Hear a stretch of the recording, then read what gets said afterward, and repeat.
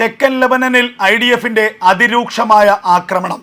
തെക്കൻ ലെബനനിലെ ഹിസ്ബുള്ളയുടെ ബങ്കറുകൾ കേന്ദ്രീകരിച്ചാണ് കഴിഞ്ഞ ദിവസം അർദ്ധരാത്രിയോടെ ഇസ്രായേലി വ്യോമസേനയുടെ അതിരൂക്ഷമായ എയർ സ്ട്രൈക്കുകൾ ഉണ്ടായത്.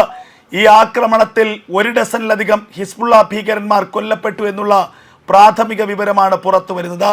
ഹിസ്ബുള്ളയുടെ ഓപ്പറേഷൻ സെന്ററുകൾ, ആയുധ നിർമ്മാണ കേന്ദ്രങ്ങൾ, അതുപോലെ തന്നെ ഡ്രോൺ ഫാക്ടറികൾ തുടങ്ങിയവ കേന്ദ്രീകരിച്ചായിരുന്നു ഇസ്രായേലിൻ്റെ മാരകമായ ആക്രമണം.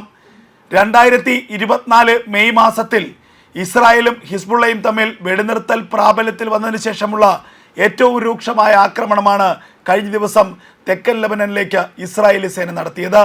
തെക്കൻ ലെബനനിലെ വിവിധ കേന്ദ്രങ്ങൾ കേന്ദ്രീകരിച്ചുകൊണ്ട് വീണ്ടും ഇസ്രായേലിന് നേരെ ആക്രമണത്തിന് ഹിസ്ബുള്ള ഒരുങ്ങുന്നതായുള്ള രഹസ്യാന്വേഷണ റിപ്പോർട്ടുകൾ ഇസ്രായേലിന് ലഭിച്ചിരുന്നു. ഇതിൻ്റെ കൂടി അടിസ്ഥാനത്തിലാണ് പ്രദേശത്ത് വ്യാപകമായ ആക്രമണത്തിന് ഇസ്രായേലി വ്യോമസേന തയ്യാറെടുത്തത്. ആക്രമണം മണിക്കൂറുകളോളം നീണ്ടുനിന്നു എന്നുള്ള വാർത്തകളാണ് പുറത്തു വരുന്നത്. ഡസനിലധികം ഇസ്രായേൽ ഫൈറ്റർ ജെറ്റുകൾ ഈ ആക്രമണത്തിൽ ഉൾപ്പെട്ടു എന്ന വിവരവും പുറത്തു വരുന്നുണ്ട്.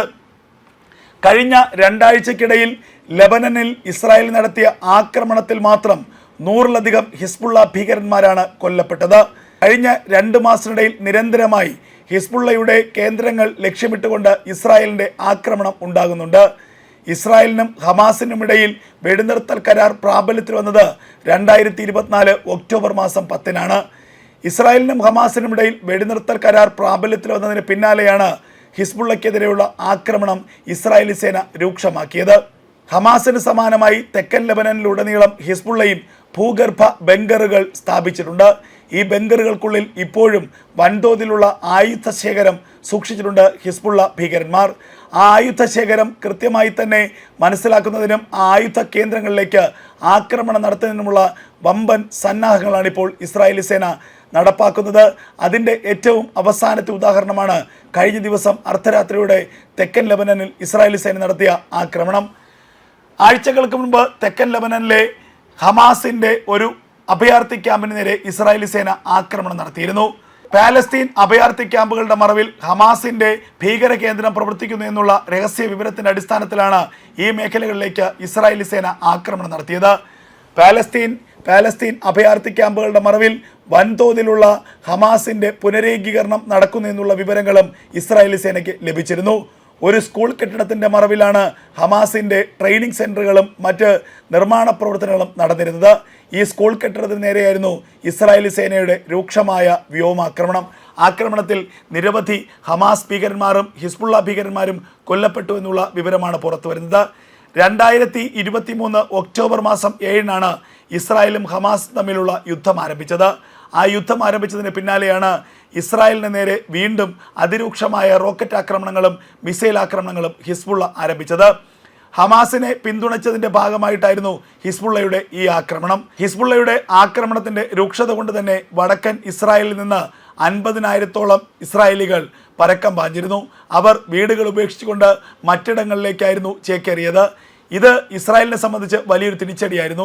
ഈ സാഹചര്യത്തിലാണ് തെക്കൻ ലെബനനിലേക്ക് അതിരൂക്ഷമായ ആക്രമണത്തിന് ഇസ്രായേൽ തയ്യാറെടുത്തത്. ഹമാസിനെതിരെയുള്ള യുദ്ധത്തിനൊപ്പം തന്നെ തെക്കൻ ലെബനനിലെ ഹിസ്ബുള്ള കേന്ദ്രങ്ങളിലേക്കും യുദ്ധത്തിന് ഇസ്രായേൽ തീരുമാനിച്ചു. അങ്ങനെ തെക്കൻ ലെബനനിലുടനീളം തന്നെ ഇസ്രായേലിൻ്റെ വ്യോമാക്രമണവും കരയാക്രമണവും ആരംഭിച്ചു. 100 ആയിരക്കണക്കിന് വീടുകളുടെ മട്ടുപ്പാവിലാണ് റോക്കറ്റ് ലോഞ്ചറുകളും മിസൈൽ ലോഞ്ചറുകളും ഹിസ്ബുള്ള സജ്ജീകരിച്ചിരുന്നത്. ഈ ഓരോ വീടും തന്നെ ഇസ്രായേലി സേന ആക്രമിച്ച് തകർത്തു. അങ്ങനെ തെക്കൻ ലെബനനിലെ ഹിസ്ബുള്ളയുടെ പ്രധാനപ്പെട്ട എല്ലാ സോഴ്സുകളെയും ഇസ്രായേലി സേന തകർക്കുകയായിരുന്നു. അതിനൊപ്പം തന്നെ ഹിസ്ബുള്ളയുടെ കേന്ദ്രങ്ങളിലേക്ക്, പ്രത്യേകിച്ച് ഹിസ്ബുള്ളയുടെ ആസ്ഥാന മന്ദിരങ്ങളിലേക്കും ഇസ്രായേലിൻ്റെ ആക്രമണമുണ്ടായി. ബെയ്റൂട്ടിലെ ഹിസ്ബുള്ള ആസ്ഥാനത്തേക്ക് നിരന്തരമായ വ്യോമാക്രമണമാണ് ഇസ്രായേലി സേന നടപ്പാക്കിയത്.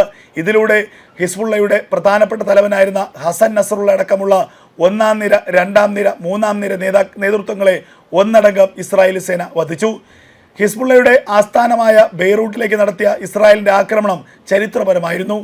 10 കണക്കിന് ഭാരമുള്ള ക്ലസ്റ്റർ ബോംബറുകളാണ് ഈ ആക്രമണത്തിന് ഇസ്രായേലി സേന ഉപയോഗിച്ചത്. ഈ ആക്രമണത്തിൽ നിരവധി നിലകളുള്ള ഹിസ്ബുള്ള ആസ്ഥാനം പാടെ തകർന്നു. ഈ ബോംബിങ്ങിൽ ഈ ബോംബിങ്ങിൽ മീറ്ററുകൾ ആഴമുള്ള വലിയ ഗർത്തങ്ങളാണ് ഈ മേഖലയിൽ രൂപപ്പെട്ടത്. ഹിസ്ബുള്ളയുടെ ഒന്നാം നിര നേതാക്കളടക്കം നിരവധി ഭീകരന്മാരെ ഈ ആക്രമണത്തിൽ ഇസ്രായേലി സേന വധിച്ചു. പിന്നാലെ ഹിസ്ബുള്ള വെടിനിർത്തലിന് താണുകേണ് അപേക്ഷിച്ചു. ഒടുവിൽ ഗത്യന്തരമില്ലാതെ ഹിസ്ബുള്ളയുടെ നിർദ്ദേശത്തിന് വഴങ്ങി ഇസ്രായേലി സേന 2024 മെയ് മാസത്തിൽ വെടിനിർത്തലിന് സജ്ജമായി.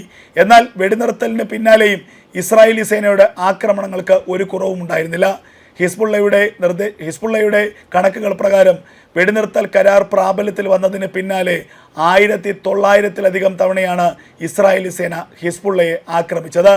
ഹിസ്ബുള്ള ഭീകരന്മാർ ഇസ്രായേലി സേനയെ ആക്രമിക്കാൻ തയ്യാറെടുക്കുന്ന സാഹചര്യത്തിലാണ് ഇസ്രായേലിൻ്റെ ആക്രമണം വീണ്ടും ഉണ്ടായത്. എന്നാൽ ഇസ്രായേൽ നടത്തിയത് കടുത്ത വെടിനിർത്തൽ ലംഘനമാണ് എന്നാണ് ഇപ്പോഴും ഹിസ്ബുള്ള ആരോപിച്ചുകൊണ്ടിരിക്കുന്നത്. എന്തായാലും കഴിഞ്ഞ 24 മണിക്കൂറിനിടയിൽ നിരന്തരമായ വ്യോമാക്രമണമാണ് ലെബനനിലേക്ക് ഇസ്രായേലി സേന നടത്തിയത്. ഈ ആക്രമണത്തിൽ നിരവധി ഹിസ്ബുള്ള ഭീകരന്മാർ, ഏറ്റവും കുറഞ്ഞത് 1 ഡസനിലധികം ഹിസ്ബുള്ള ഭീകരന്മാർ കൊല്ലപ്പെട്ടു എന്നുള്ള വിവരങ്ങളാണ് ഇപ്പോൾ ഇസ്രായേൽ പുറത്തുവിടുന്നത്.